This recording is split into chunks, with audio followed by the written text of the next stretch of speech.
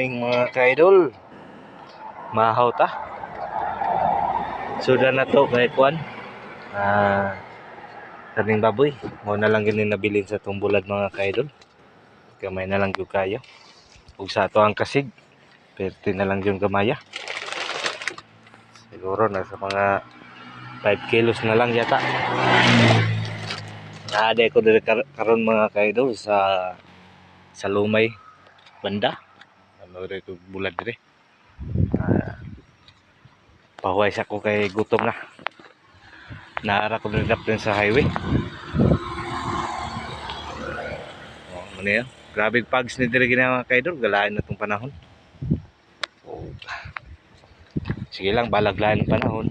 Kamot man ta. Para sa atong pamilya,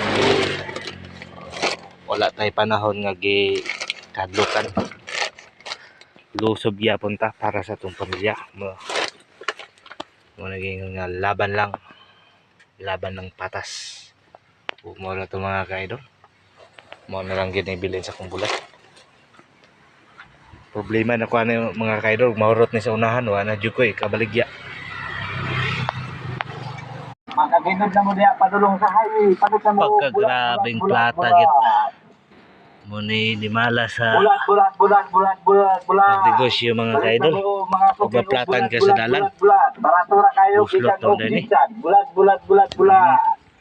Balik na mo mga suki. Oh, sa mga nangamatay dia, bulat mo dia. Bulat. Balik na mga suki, barato ra. Hasta pang lamia, bulat.